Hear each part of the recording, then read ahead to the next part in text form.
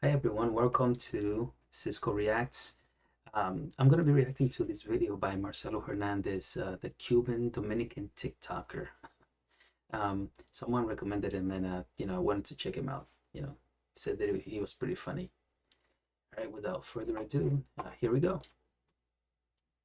Yeah, man, I'm happy to be here. My name is Marcello Hernandez in English. It's In actually English. Marcelo Hernandez. My mom is from Cuba and my dad is from the Dominican Republic, and that means that they are divorced. Is what that means. It doesn't work out, okay?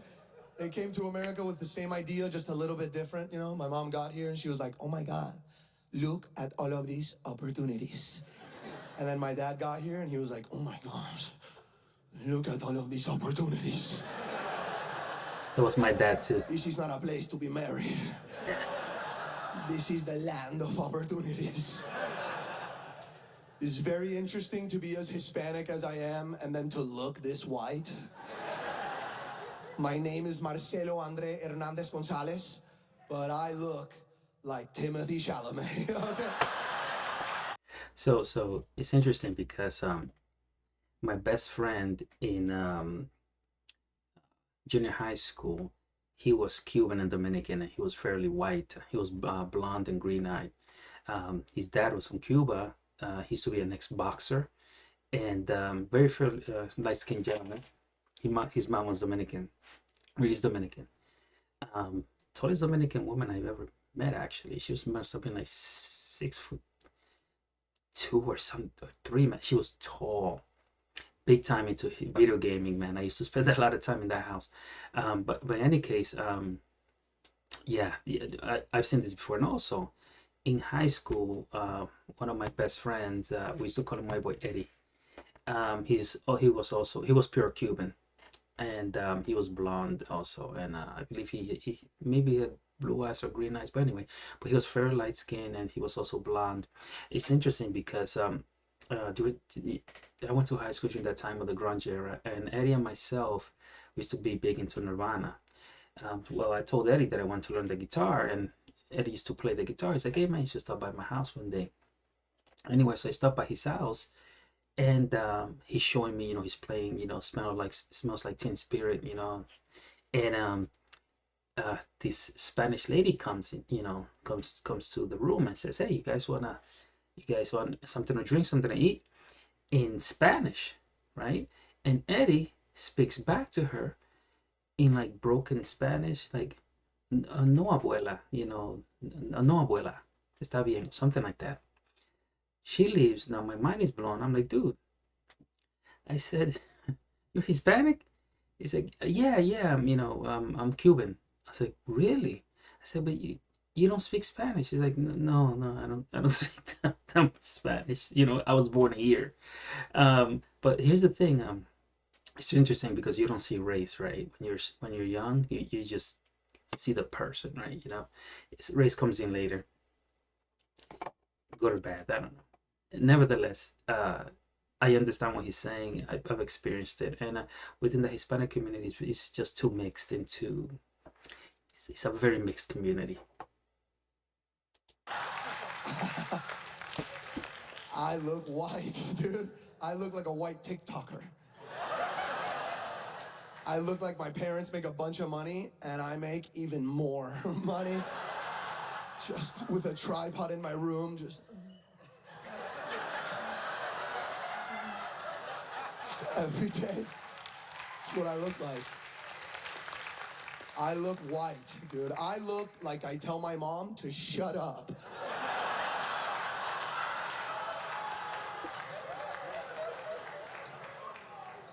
I could never do that. I could never do that. I have a Cuban mom that escaped communism, okay?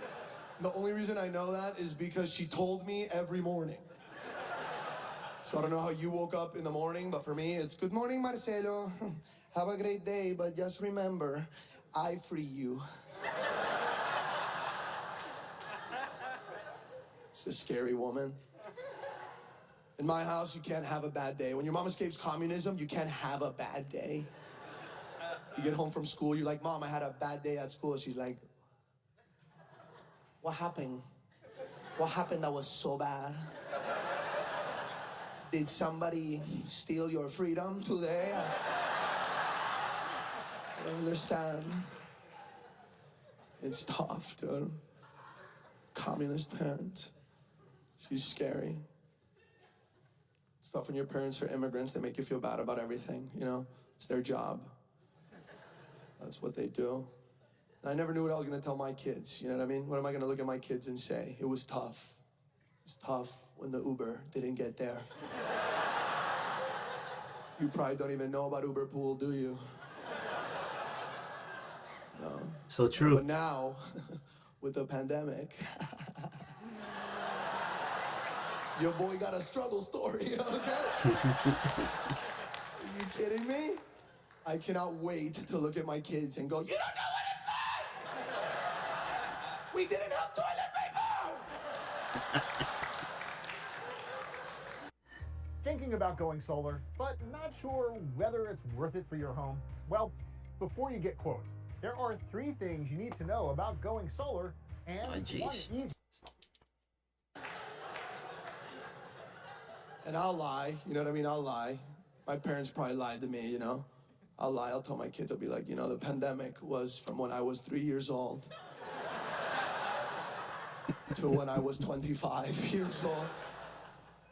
And one day, you know, your kid will look at you and he'll go, Papi, I don't like the taste of the soup that you make for me. I can't wait to look at my son in the eyes and go, oh yeah? Well, I couldn't taste for 22 years.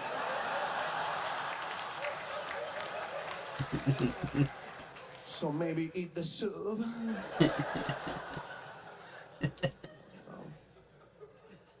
I grew up with those people my whole life in Miami, and then I went to college in Cleveland, Ohio, which is where the whites have a stronghold right now. And it was interesting. I got to school, and I remember being one of the only Latinos there, and I took their little Spanish test, and I tested out. It was too easy. And then I thought to myself, like, because they said you don't have to take a Spanish class, I thought to myself, I've never been the smartest kid in any class in my whole life. So I took a Spanish class. She says to struggle in Spanish classes. Insane. Yeah, for some reason, I don't know. Speaking it and knowing how to handle the language is 2 different things. In Cleveland, Ohio, and it was the best decision I've ever made. Oh my God, I walked into this class. The teacher's name was Megan Thornton, okay?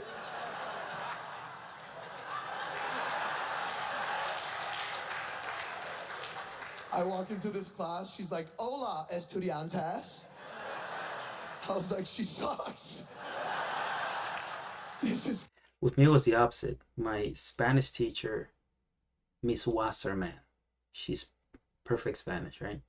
And then my other Spanish teacher, for some reason, they kept giving me Spanish classes. I mean, I would have loved to take like French or Italian.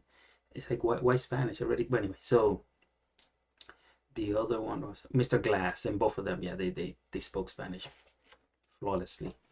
Mr. McGee was in junior high school. Yeah, Mr. McGee was in junior high school. It's a long story, but I got in trouble with him because I didn't know he spoke Spanish and I said something stupid. And Miss Wasserman was in high school. Then after Miss Wasserman, I had Mr. Glass. It's gonna be awesome. She got the first kid to introduce himself to the class. Came up with so much confidence. He was like, hola. Mi nombre es Jake. And yo soy from Cincinnati. And mi comida favorito is pizza. And I swear to God, my teacher looks at Jake and goes, Jake, that was incredible.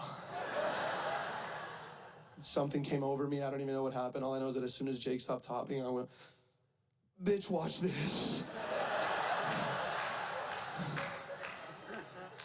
She picked me, and the only way I can describe how this felt is like, have you guys ever seen a jazz musician? Like when the beat is just too strong.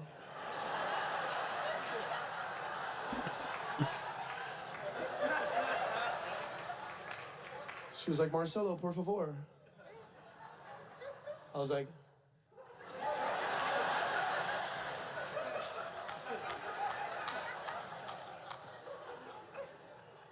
yo me llamo Marcello Hernandez. Y yo soy de Miami. Y mi comida favorita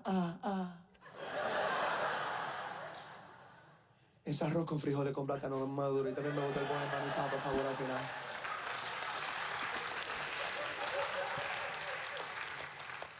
And then Megan goes, did you guys hear that?